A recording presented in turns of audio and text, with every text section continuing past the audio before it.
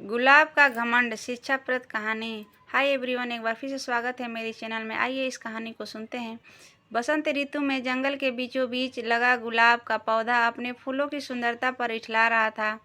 पास ही लगे चीड़ के कुछ पेड़ आपस में बातें कर रहे थे। एक चीड़ के पेड़ ने गुलाब को देखकर कहा, गुलाब के फूल कितने सुंदर होते हैं। मुझे मलाल है कि मैं इसके जैसा सुंदर नहीं हूँ। मित्र, उदास होने की आवश्यकता नहीं है। हर किसी के पास सब कुछ तो नहीं हो सकता। दूसरे चिड़ की उसकी इस बात का उत्तर दिया। गुलाब ने उसकी बातें सुन ली और उसे अपनी सुंदरता पर और गुमान हो गया। वह बोला, इस जंगल में सबसे सुंदर मैं ही हूँ। तभी सूरजमुखी के फूल ने उसकी इस बात का आपत्ति जताते हुए कहा, तुम ऐसा कैसे कह सकते हो। इस जंगल में बहुत सारे सुंदर फूल हैं और तुम बस उनमें से एक हो। लेकिन सब मुझे देखकर ही तारीफ करते हैं। गुलाब ने इतराते हुए कहा, देखो इस नागफनी के पौधे को, ये कितना बदसूरत है। इस पर तो कांटे ही कांटे हैं। कोई इसकी तारीफ नहीं करता। ये तुम किस तरह की बात कर रही हो। अब की बार चीड़ का पेड़ बोला, तुम में भी तो कांटे हैं, लेकिन फिर भी तुम सुंदर हो। गुलाब को इस बात पर गुस्सा आ गया। तुम्हें तो सुंदरता का मतलब ही नहीं पता। तुम इस तरह मेरे कांटों पर उस नागफनी के कांटों की तुलना नहीं कर सकते। हम में बहुत फर्क है। मैं सुंदर हूँ और वो नहीं।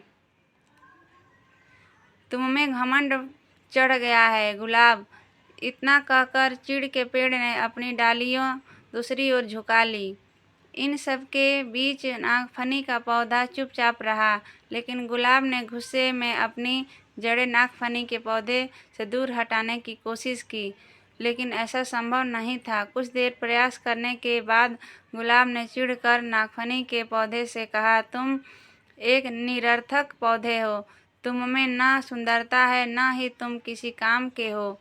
मुझे दुख है कि मुझे तुम्हारे पास रहना पड़ रहा है। गुलाब की बात सुनकर नागफनी को दुख हुआ और वह बोला, भगवान ने किसी को भी निरर्थक जीवन नहीं दिया है। गुलाब ने उसकी बात अनसुनी कर दी। मौसम बदला और बसंत ऋतु चली गई। धूप की तपिश बढ़ने लगी और पेड़ पौधे मुरझाने लगे। गुलाब भी मुरझाने लगा। एक दिन गुलाब ने देखा कि एक चिड़िया नागफनी के पौधे पर चोंच गड़ाकर बैठी है। कुछ देर बाद वह चिड़िया वहां से उड़ गई। वह चिड़िया ताजगी से भरी लग रही थी। गुलाब को ये बात समझ नहीं आई कि वह चिड़िया नागफनी पर बैठकर क्या कर रही थी। उसने चीड़ के पेड़ से पूछा, ये चिड़िया क्या कर रही थी। चीड़ के पेड़ ने कहा, ये चिड़िया नागफनी के पौधे से पानी ले रही थी।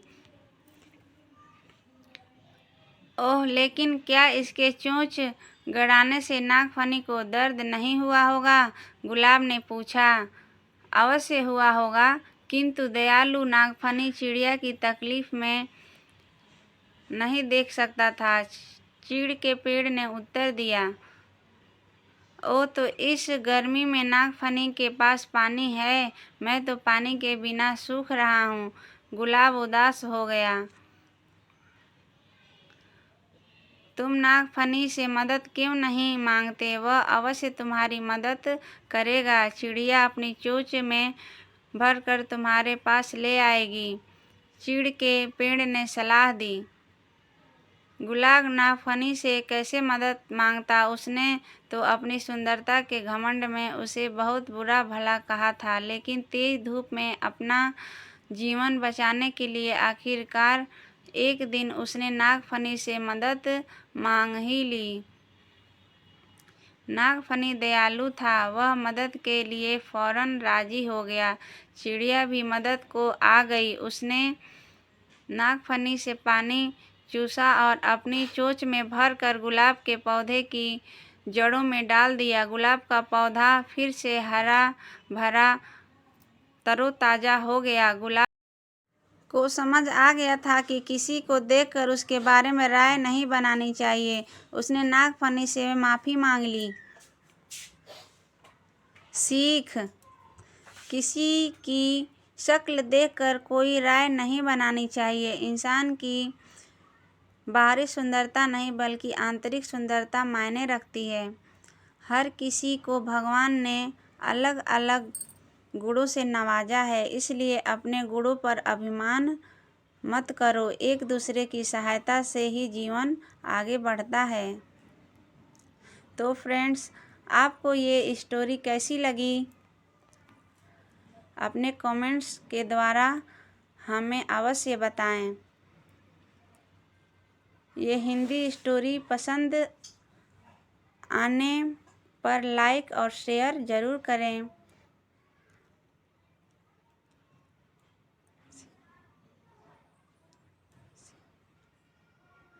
ऐसे ही और मोटिवेशनल स्टोरी पढ़ने के लिए हमारे चैनल को सब्सक्राइब कर लें।